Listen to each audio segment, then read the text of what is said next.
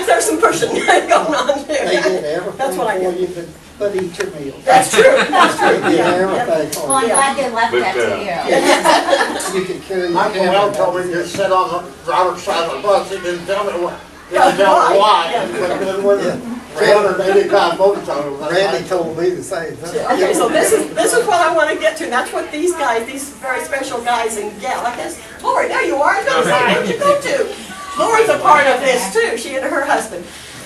When they leave Washington DC, they come to St. Louis, they get on, they fly to St. Louis, they get off the bus in St. Louis, get on the two buses, and they come down Interstate 70. Do you all know where Interstate 70 is? Do you know what I'm talking about? From St. Louis, straight down? Okay.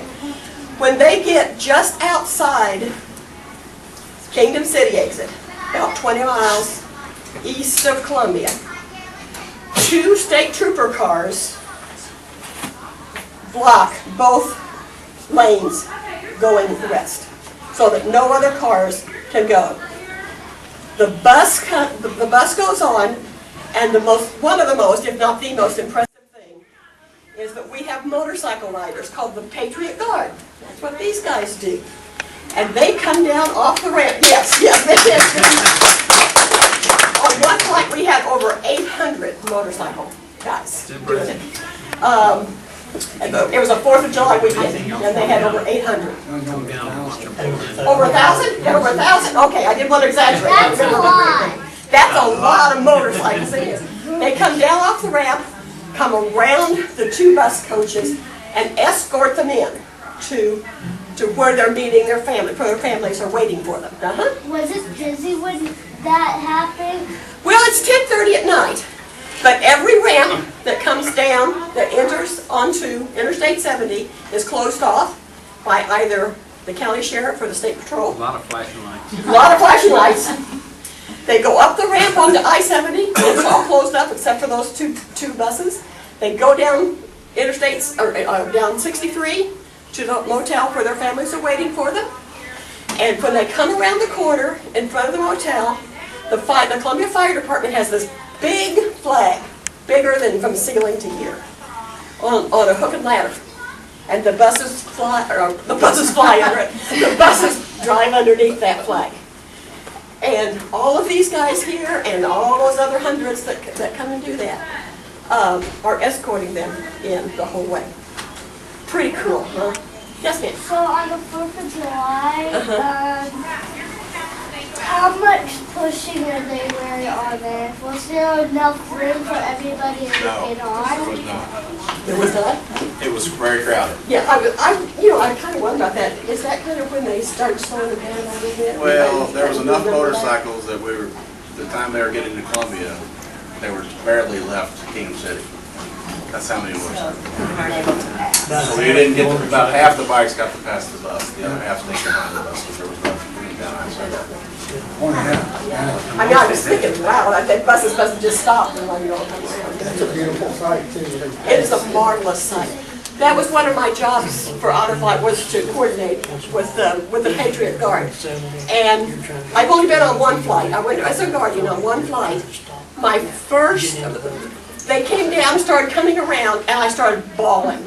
Absolutely bawling. She knew it was coming. And yeah, thank you, took thunder out. The veteran sitting next to me said, "Did you not know this was going to happen?" And I said, "I arranged for this to happen." But it's just so impressive, and it's so heart-rendering to see that. It's just It's in the mail too. well, You open your mail. I didn't tell them about mail call. That's true too. There's another thing called mail call. Bunch of men crying. Yeah. Well, the rest of us are doing that too. On the flight back, they have something special called mail call. And mail call is we ask family members to send letters of appreciation, thanking the veterans for their service, and they're presented to the veterans on the flight. The one case that I remember most is a gentleman who was an orphan, had no family, grew up in an orphanage his whole life. Went into World War II, and he said the worst day of all the fighting and everything was mail call day for him because he never got a letter the whole time he was in the service. All of his buddies were getting letters, reading them home, crying, hearing about family thing. He never had anything. So as the flight director said one day, said somewhere over Ohio, he got his first mail call.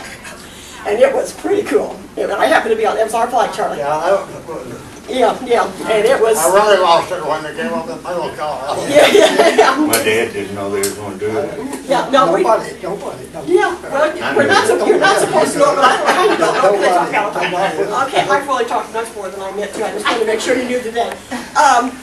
You guys have anything you want to talk about what you do? Lloyd, her husband, right? They're about the only ones I recognize when they come through. The rest of them are. Well, the paper rather do it in the When rain. they called for mail call, and the doctor on our coach was sitting right next to me. Oh, well. Do you have questions for Rain or them? shine, need a motorcycle. You all right? Yes, ma'am. I have a question for the motorcycle people. Okay. Like, why do you guys like have so much motorcycles if there's only like 3 of you? That's a good There's only question. 3 of us here today, Yeah. but there's a lot more people that ride than us. You can't get 500 of us in there. Most of them probably working today. Yeah, a lot of them work. So McKinley, they do it at night when Mr. most Homewood people has aren't at their jobs, so they can join them. How far do the motorcycle people have to drive? Well, to get there, a lot of them, we have people coming from out of the state of Missouri to come and do it. But they all congregate at Kingdom City, which is about 20 miles, 23 miles probably from where they stop.